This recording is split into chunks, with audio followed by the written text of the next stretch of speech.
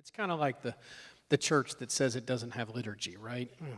We know we all have liturgy, you know. Some of us just don't use that term, but we all have liturgy. We all have programs too. We may not call them programs, but the issue for me is this, you know, we often approach renewal by just adding another program or tweaking an existing program. And I'm not sure that the problem is program. I think the issue has to do with divine presence, divine power in and through our programs. It's you know, so in other words, what I want to steer away from is trying to thinking about and working for renewal that proceeds by expanding the benefits package for members, you know. So an example of this, you know, for me is, you know, let's say you're worried. What's giving you anxiety are all these Sunday soccer leagues, right? So you've decided that the reason there are no young people in your church is because they're all playing soccer, you know. So the solution then, the way to renew the church is you start your own church soccer league for kids, you know. And so we'll provide an alternative soccer league on Tuesday nights or whatever. We'll build a soccer pitch out back, you know, and that'll solve the problem. As though, you know, what's missing, the reason people aren't coming, the reason they're choosing soccer over church to begin with is because you don't have a soccer league, you know, right? I'm not sure that goes deep enough. I don't know that just expanding the benefits package, you know, and that's, now I've played on, I don't want anybody to mishear me. I've played on church league softball teams and whatnot. I'm not saying that those things we should, you know, never do stuff like that. That can be thought of as part of the fellowship of believers or whatever. But it doesn't seem to me that what's wrong with the church, that if people aren't drawn to the church or when they visit they don't come back again, it's not because they get in their cars and go home and on the way home they say, you know, that was a pretty good church, but I just, you know, the benefits package is a little thin, you know. I mean, that's just not how, you know, I don't think that's what people are looking for, which is that's the issue I want to really talk about this afternoon is, you know, what is it that people are looking for anyway, whether they know it or not? Yep. When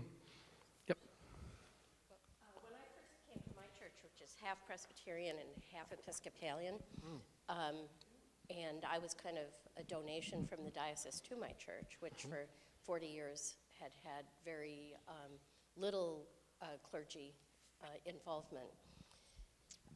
They were singing great hymns of faith, which I wonder if that was the book you were talking about, which in the Presbyterian church, they don't have to take the denominational hymnal. If the session votes for it, they can take any hymnal they want. Right. But the trouble with that, a lot of the hymns in that are beautiful, but the trouble with that is none of them are particularly geared towards the seasons of the years or any of the other types of things that both the Presbyterian and Episcopal hymnals have. So when you talk about worship dividing or whatever, basically we talked about it and they decided that they really did want to reach out to others. So our first level of discussion on that is, well, maybe we should bring in drums and, you know, do that. But then looking around, everybody in my congregation is 70 to 90 years old. And how many years of them torturing themselves would it take before the people who liked that worship would come in? So basically, right now what we're doing is we're using the two denominational hymnals alternate years, and we've made a little favorites book of the great hymns of faith, which we can use anytime we want.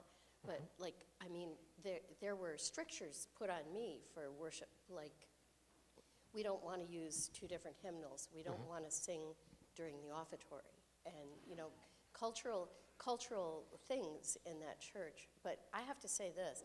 Oh, and one of the other things is I went to St. Bart's a number of years ago, and they talked about how the pastor had said, well, we're going to have change, and you know, half of you are going to leave, but we're going to get new people and the church is going to grow. And I vowed I wouldn't do that to my church. I didn't think that was right for these people.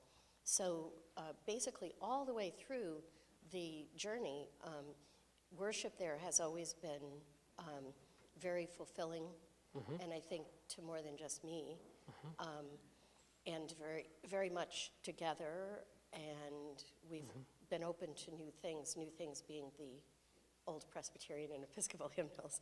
But in the process of that, weirdly, people started to come in who aren't that generation, and that wasn't anything that we developed a program to do. That was something that happened because the people had integrity and were encountering God in their church, I think.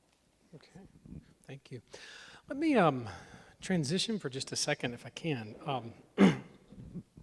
And I'm going to allow more time here at the end, for sure. And then, of course, we'll have this panel session, which will also be Q&A driven. Let me get started a little bit early in this session with a bit more of formal presentation of at least some ideas for you to think about.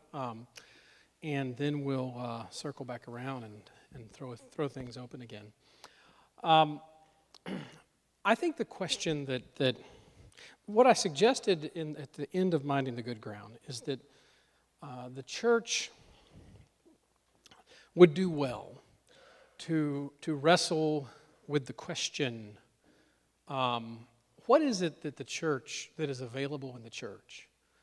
Or what is it that the church has to offer that people can't get in 100 other places, on a Friday night or a Saturday or whenever, I think that's I still think that's a very important diagnostic question to ask ourselves, so that, because it has a way of focusing our attention on things other than, the concerns of the hospitality committee or whatever, I love hospitality committees, and I think hospitality is important, but I'm not sure that there aren't plenty of places other than the church that do hospitality really well, and so if that's what you're aiming for, is we're gonna attract people to the church by being really hospitable.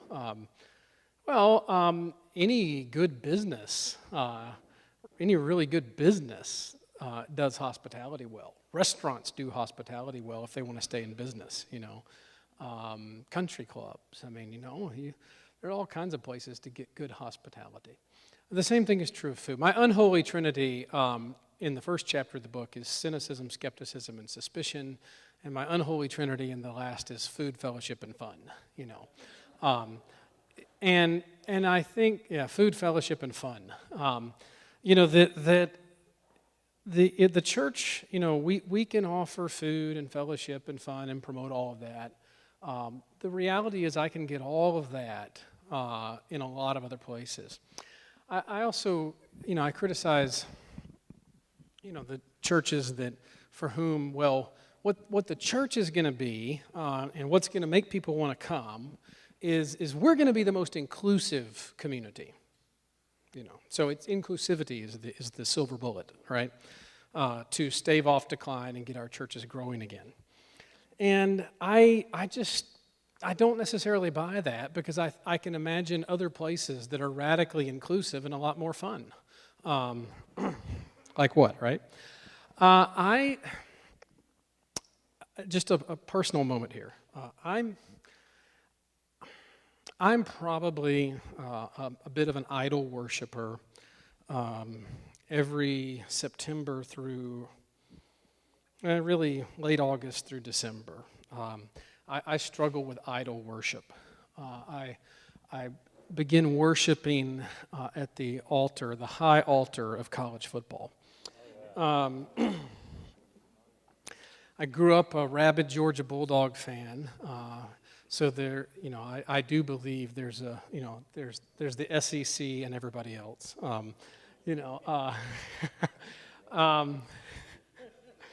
But when we moved to Ohio, we only had one child, and he was just 6 months old, and I wasn't gonna try to rear him to be a Bulldog fan.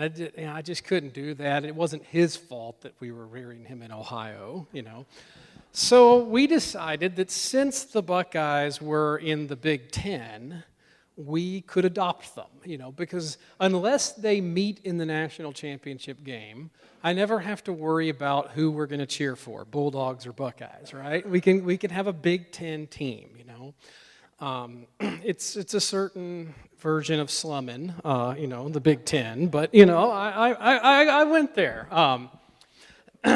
And don't get me started about the Big East, right?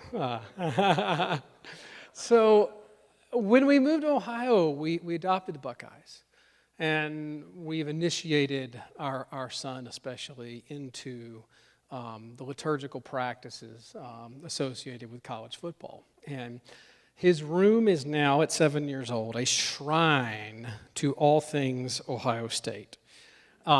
We actually painted his room like a Buckeye helmet. So right in the middle of the wall, all the way around the room, is the striping pattern that runs down the middle of the helmet, which is like an alternation of red, black, and white. And of course, the rest of the helmet is gray. So the rest of the room is gray.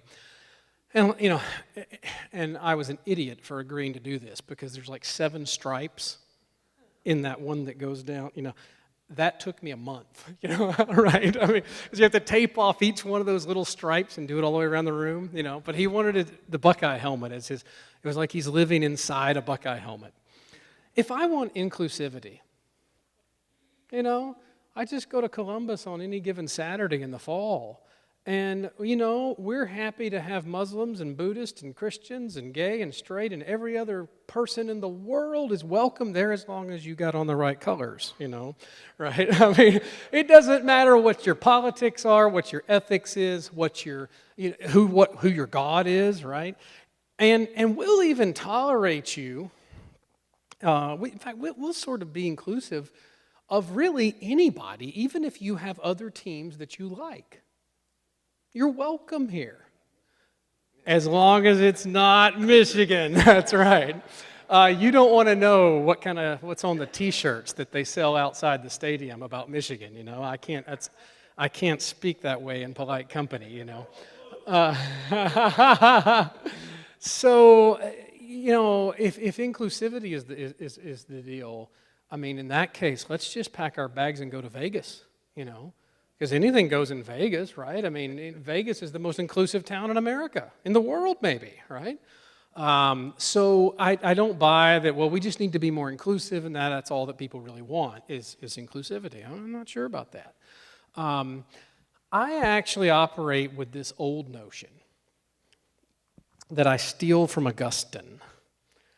And it's really what informs the last part of the book. That people are finally restless until they find their rest in God. That we look high, low, we look everywhere. We turn to college football, we turn to beer and sex, we turn to career accomplishments, we turn to everything under the sun except God, looking for meaning, love, etc. And all of them end up disappointing in the end, except for God. That's more or less what Augustine said. And so that there's a restlessness that is incurable until we come to find our rest in God. In other words, I think what people are ultimately looking for when they bother to get out of bed early on Sunday morning and check out your church is they may not be able to say it very well, but they're kind of poking around, curious about whether they might find God there. I'm not saying they can always articulate it just like that.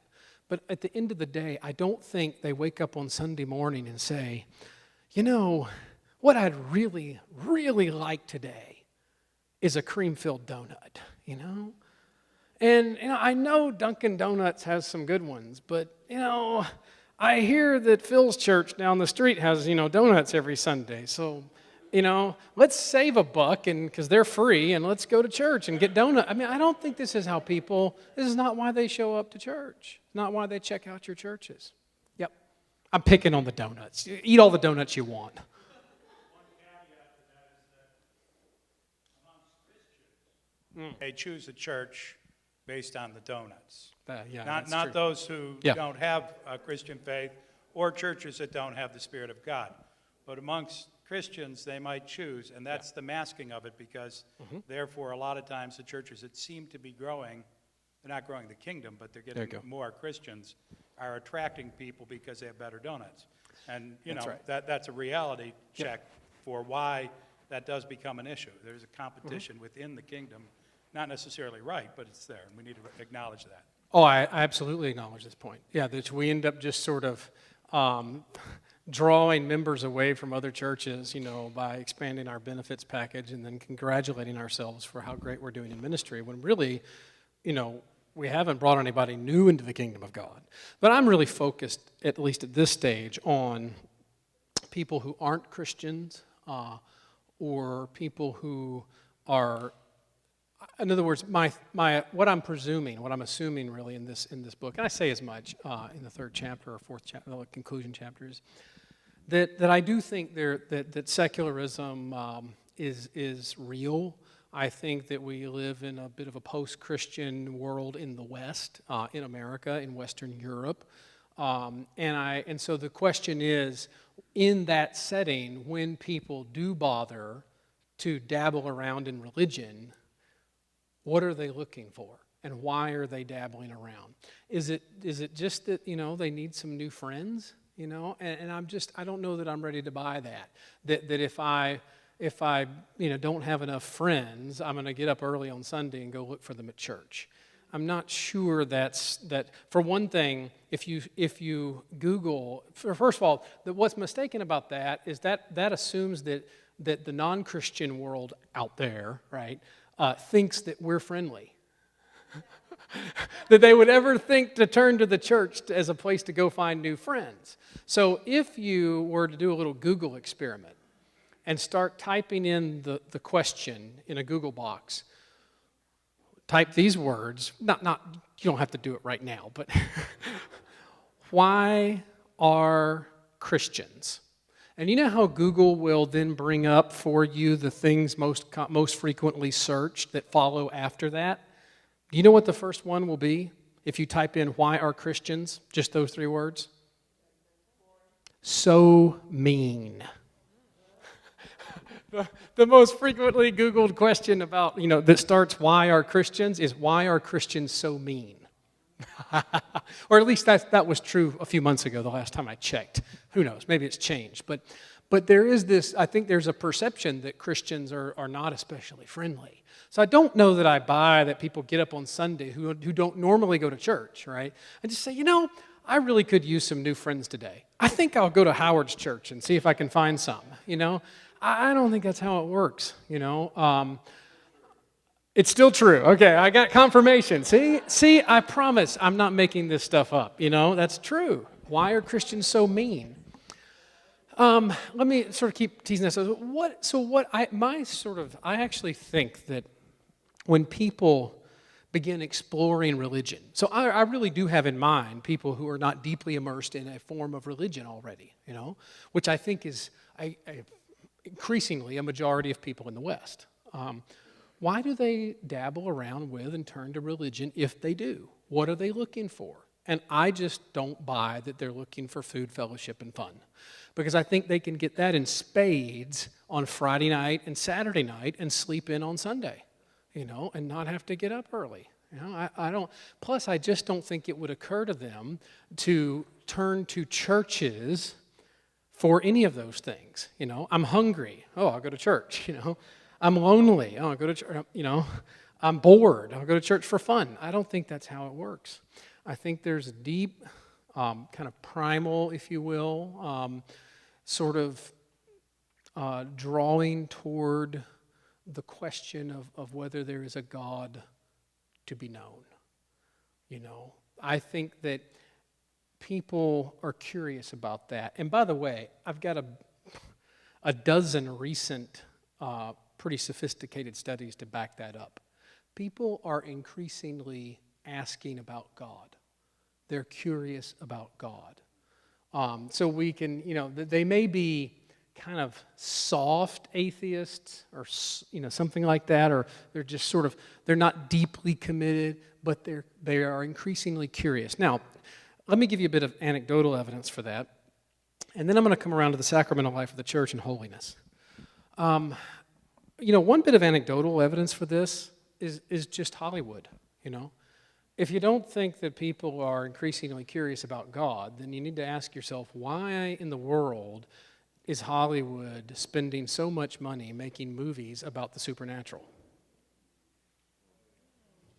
I mean, friends, the supernatural is back in film, in Hollywood, in television.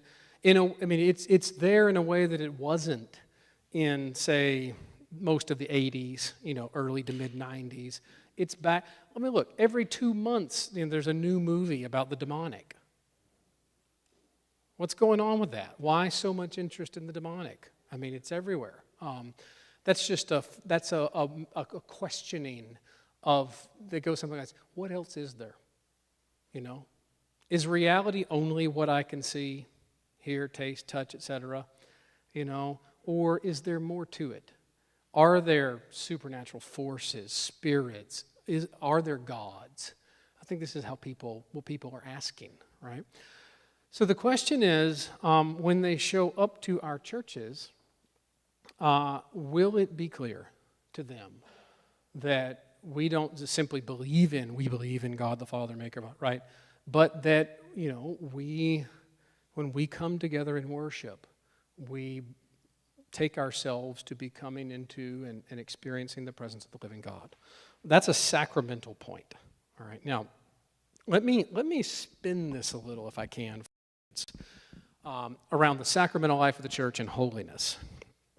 So I think that what the church has to offer, one way to put it, is what the church has to offer that people can't get in 100 other places on a Friday night, is reconciliation to God, deep healing, or let's just use the old term for it, salvation. So what I do in that chapter is I play off the ancient maxim, extra ecclesiam nulla salus. What's that mean? Outside the church, there is no salvation.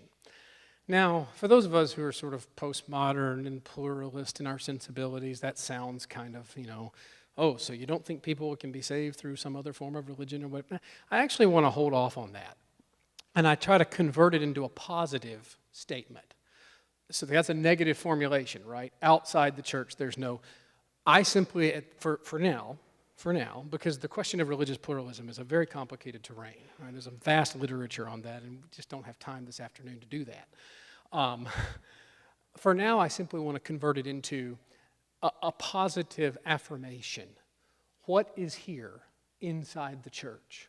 What is available here is salvation, right? Now, for those of us that hear that, for those of us who hear that statement, outside the church there's no salvation, and it can sound kind of medieval Catholic, right? And not especially Protestant. On your list, that's why I give you the quotation from Martin Luther.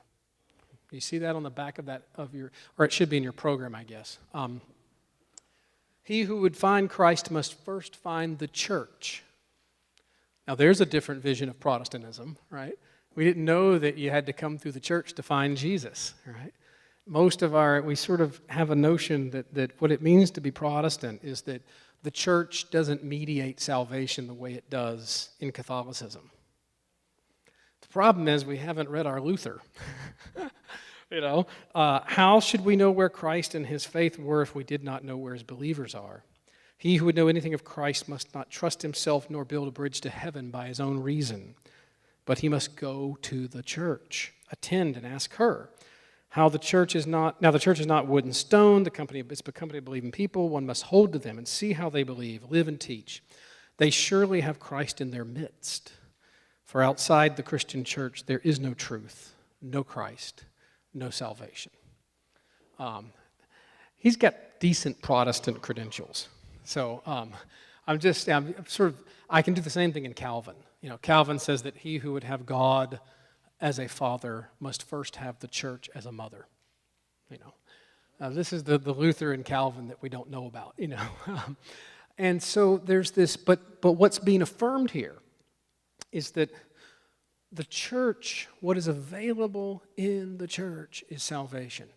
Now you say, well, what's salvation, right? Well, we can develop a doctrine of salvation to fill that out, and here I would encourage that you draw upon the full lexicon of terms that we use to talk about salvation. So justification, regeneration, sanctification, transformation, healing. The old Greek word just means healing, right? To be saved is to be healed, to be made whole, to be reunited with God. So that's I take it to be what the church has to offer the world that you can't get, in 100 places on a Friday night, or even in Columbus on a Saturday afternoon. So that's, how have I been expanding this and moving it out into a new direction? I want to share that with you if I can, because you can read more about everything I'm saying, in the book, and if you've not already done so. Let me push this out a little bit and develop it with using a slightly different language, namely that of holiness, because that's what sacraments are all about, by the way, is holiness. Earlier, and a few of you asked me about this during a couple of the breaks. I said, there's the first word about holiness is a word about God. And so I want to come back and develop that, and I want to make a case that there is a distinctive way of thinking about holiness that I think gives Methodism and the Wesleyan movement in particular, maybe gave it extraordinary power for a long, long time. And that I think if we were to recover this vision of holiness that animated Wesleyan and Methodist traditions for a long time, we would find that there's still a great deal of power in it. Now, my big sort of umbrella thesis here is that the power of religion just is holiness, whatever religion you're talking about.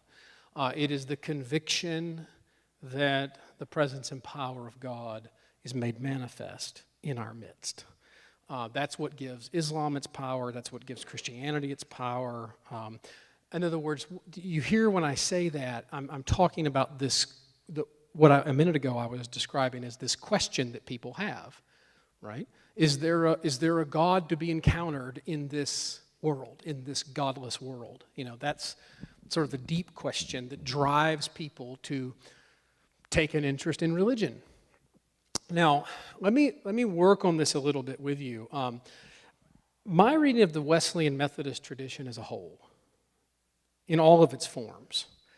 Now, there are certainly exceptions to this, but that there's been a strong tendency to reduce holiness to ethics. So make a note of that, and I'm going to come back to it in a minute. But what we have are competing visions of holiness that revolve around ethics. And again, I'll circle back around, and I think when I come back to it, it'll have a little different look to you. In Scripture, and especially in the Old Testament, where I think all Christian understandings of holiness are anchored, holiness is first and foremost about God. And it is a way of registering the fact that God is wholly other than creation. God is not creation. God is not mortal. God is the source of all that is and all that will be. So holiness is a term that initially, when it's first introduced, is actually empty. It has no content because its first job is to register separation between God and the world. So the root meaning of the term holiness just has to do with what? Separation, otherness. And when we're talking about the holiness of God, it's the radical otherness of God from everything else. Okay, so God is separate, other than. That's at the first level. The next level, the second thing that the Scriptures teach us about holiness with respect to God is or I should say that holiness is a way of registering the overcoming of separation, the overcoming of distance. In other words, the manifestation of divine presence and power in creation, in the world. But that involves location. So it's a spatial consideration even at the second level. At the first level, it's spatial, having to do with the utter transcendence of God. At the second level, though, in terms of the overcoming of separation, which only God can do, it has to do with the invasion of divine presence in this world, and that has to take place somewhere. There has to be a means by which that happens. What does that look like? There are two basic visions of holiness with respect to God in the Old Testament, the priestly and the prophetic. In the priestly tradition, which you see, say, in Exodus, for example, you can also find it in Leviticus and other places, holiness has to do with the presence, the power, the glory, the kabod of God dwelling where? Where does it take place? Where does it locate? Where? But it ultimately ends up residing where? Not with us. In the tab, yeah, and in the altar.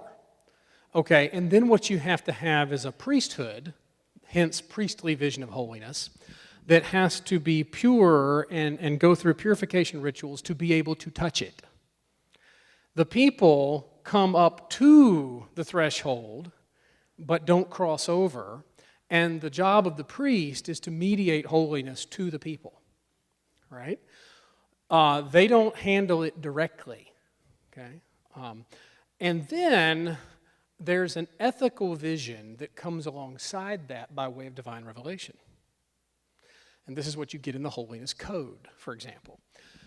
The people's job now has to do with a certain ethical vision that involves going from the sanctuary where holiness has been mediated to you, where? Out into the world. And you perfect holiness in the world in the way that you live. Okay? That's just a standard. What I'm saying at this point I don't think is in any way controversial. This is just standard sort of priestly vision of holiness.